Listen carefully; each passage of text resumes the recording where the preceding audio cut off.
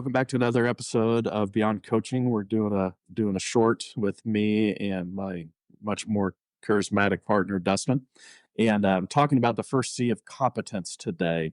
Dustin has a new spin. So how we define competence in the past is if you're not competent, meaning knowing about your sport, well versed in what you're doing, you either lack wisdom because you can't discern what good information is, or you're lazy because there's so much information out there, you've just decided not to work and learn it. I think that stands. I'll stand by those two things. But Dustin, you have an interesting spin that I think's pretty good. Yeah. A couple weeks ago when you and I were training at Leading Leaders, helping coach coaches, just kind of came out, and it came out in story form. But one of the things that I would agree with are two, that you lack wisdom or you're lazy. The third one is, I think if you're not competent, you are fearful. And I think that came out in this way. You talk about discerning information. What is the good? What is the bad? That takes work, right? Who's a good marketer? Who knows their stuff? You lack wisdom. Well, why do you lack wisdom? Surely you know someone in the industry that you can go ask or go sit with or go watch or invite them into your space. So when I look back on my early years of coaching, I think the underlying issue was I was fearful to have a coach who had had success, or a coach that had far more experience in my gym, because, oh my goodness, at the end of practice, I mean, how long was the list going to be of things that I didn't do well, or why didn't I do well? Now, ultimately, when I decided to make that jump, have the courage to invite others in and help out, or to watch, or to observe, what I found was it was incredibly beneficial or fruitful, and there was really good conversation. And not everything that an older, wiser, more successful, seasoned coach said to me I agreed with, but there was probably a kernel of truth, your line, in everything that was there. Thanks for listening. Yeah, no doubt. So I would pose that question to listeners today. Is there, if you are not incredibly competent in what you're doing, I would ask that. Is there a component of fear? I would wager that there's got to be some. Yeah, when you said that, I could connect with it. I was just like, gosh, am I going to be found out? So do you think most people is it coming from a place of arrogance or insecurity, the fearful piece? Yes. I think mine started out, and I'll just speak for me, started out in a level of arrogance. Like, I've done this, I've had some success as a player. I was under, some good coaches. Like, I just know how to do it. I was an NAI athlete. Get out of my way. Oh yeah. I was That's two people that make their career, and I think a lot of the level, but I was a college athlete. Screw you. I know what I'm doing. Well, that's it. Right. And, you were the 1%, even somebody else just didn't know it. Right. And then you go into not only the understanding of all the practitioner piece of it, but now leading this group of people. I think on the back end, it's incredibly arrogant to think that you don't need all these people in your corner helping. You said arrogant or just insecure. I think after that first couple of years, that arrogance then moved insecurity. Yeah. Because the record wasn't lying, or the overall success isn't lying. And even for those who have had success, I would continue to argue, are you maximizing success without that person in your corner? You and I had a conversation, it's been years ago, that I said, Rob, the greatest thing that we could ever have in our life, one, is salvation. Two, is accountability. Through writing the book and our conversations, I think one is salvation. I think two is mentorship. Yeah. Because within mentorship, there is accountability, but there's also, I think, some love and you can be accountable to something and not have maybe a great relationship. I think mentorship includes that. And so, man, now I'm like, how many mentors can I have in different areas? Agreed? Oh, you've never told me that piece before. I think that's really good. Yeah, I'm just thinking. Yeah, I agree. Like, that's right on. The other part I would say is, I think arrogance and insecurity move to, and I'm sure we're going to come back to these words because it's pretty fresh, but it moved to deep relationships and enjoyment of like, hey, this coach is coming in and I cannot wait for the hour or two after practice or after that game, um, to be having those conversations. You won't believe me, but I'll say it. The end of my basketball coaching career, even with teams in our region, we would win or lose, and there were a couple of them that I had a good enough relationship with. I would call them after those games. Now, given maybe a day or two, and say, "Hey, what'd you see?" Um, and dare I say this, the year that we went to the national tournament, we lost a game early in the season to a non-conference team. I had no relationship with that individual. I called him and said, "Coach, how did you beat us?" And what he said, albeit in the region championship game, was the difference. He said, "We wanted to make you beat us with this player." And all throughout the season, I was like, I think really good coaches are going to try to isolate and make this guy beat us on the basketball court. And we had specials and packages for that. If I'm not secure enough or not willing to make that call or too arrogant, hey, I'll figure this thing out. I don't know if we do it. Yeah. So I think there's a piece in this, and we weren't planning on talking about this piece, where we talk about it in our book, the what you know curve, where if you see if I can describe it verbally, but you look at kind of the timeline of a career, and on the up and down axis, whatever that one is how much we know. And the real, in our opinion, line is you know very little, start of your career. And that line slowly goes up and curves mid-career where you probably know the most in terms of what you know, what you don't know, all that kind of stuff. And then it starts dwindling on the back end because we run into a lot of coaches that stop learning.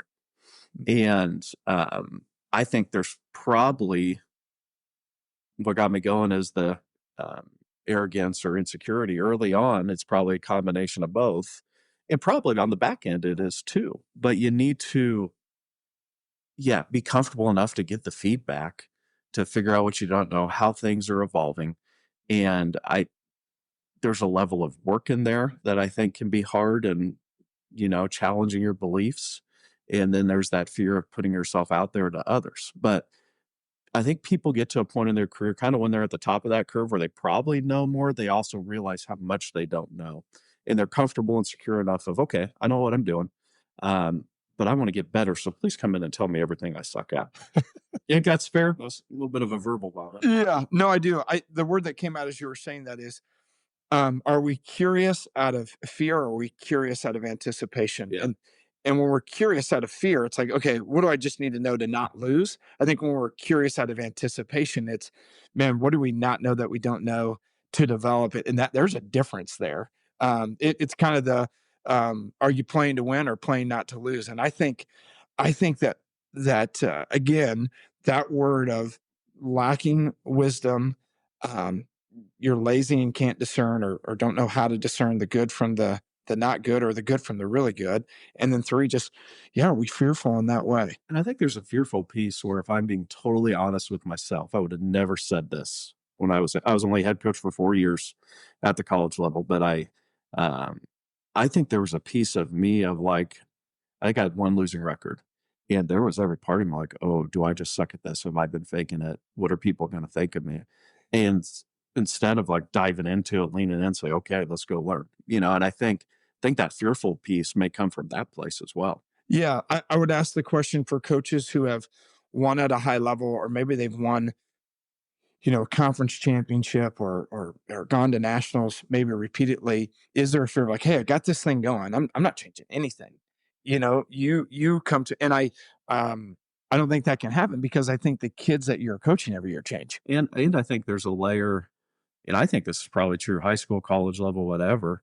Um, Success in terms of wins and losses is just different at different places.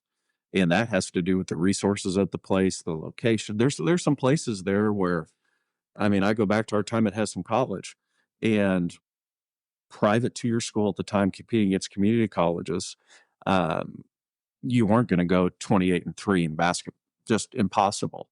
Um, but there's some places where that should be the expectation. And you could do a better coaching job at Heston going 500 than that 28-3. So I think proper perspective, and that's something I've looked at where, like right now, we have a recovering basketball program, men's basketball program that's built up again. I think our coach is doing a good job. And last year was so discouraged. And us, and I'm like, this is great. I see the process and the pieces, and you're doing good. Stay with it. And you can lose track of that as the coach on the inside. Oh yeah, and incredibly competitive humans that as most coaches are not always the most patient. So I think that what I heard you say is the leadership that you're with, that has an impact on competence and what that looks like. And so several layers as you peel back, but Yeah. one for coaches to really, I think, take a self-reflection on and where they at with I'm it. going to add one more layer that we can wrap up because this is going from a podcast short to long. But I think the value of feedback from players is also helpful. And we've always had it in our careers at both places we've been at together where players did anonymous evaluations of us. And coaches hate it. I do it now. Coaches hate it. My experience is it's helpful if it's viewed in the right term, but it's so hard to be criticized. It's so hard to look in the mirror. And I think that's another place any administrators listening to the call, take a deep breath and do it, and partner with your coaches of, hey, this is a tool to get better. Unless it comes out, you're hitting a kid. I'm not firing you based on these evaluations. How do we get better from this?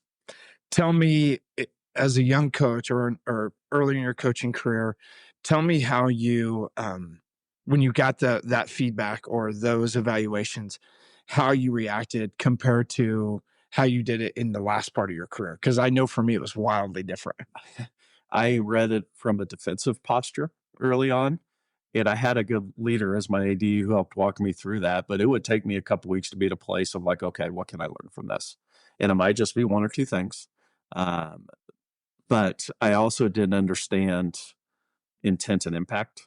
So my intent, I think, was good most of the time. As a coach, the impact could be awful at times, and it would come out in those evaluations. And looking at that, I'd say, okay, that's not who I am as a person. That wasn't my intent. How do I reframe this to get better? Yeah. What about you?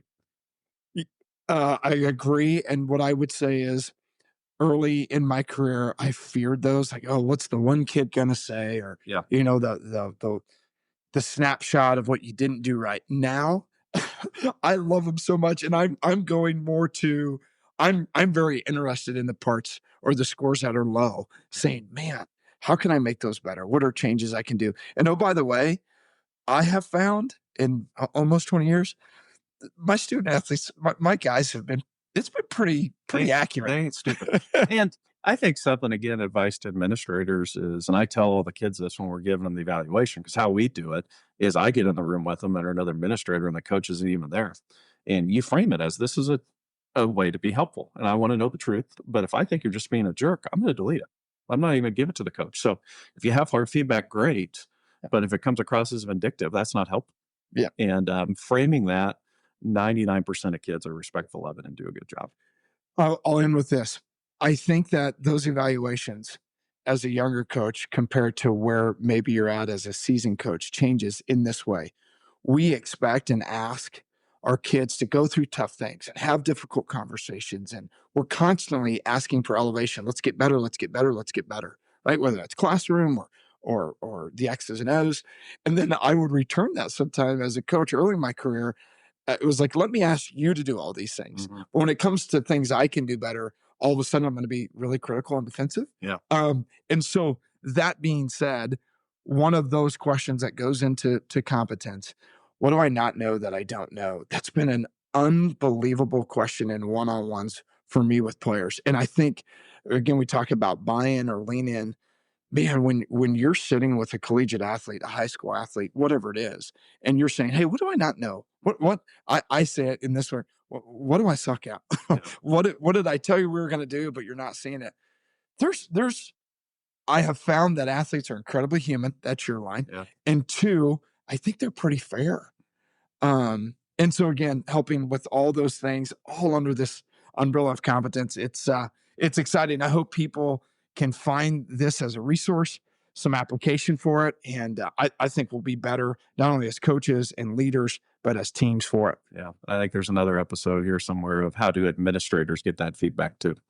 And what does that look like in multiple different forms? So, Yeah, you bet. anyways, cool. Well, thanks, Dustin. Another fun conversation. Thank you for listening to another episode of Beyond Coaching. Beyond Coaching is a podcast developed and produced by the Impactful Coaching Project with the support of Friends University. The Impactful Coaching Project seeks to develop coaches that coach the whole person and is the thought leader in coaching the 21st century athlete. The Impactful Coaching Project produces training, information, and research to help coaches improve. To see more information, go to impactfulcoachingproject.substack.com. Thank you.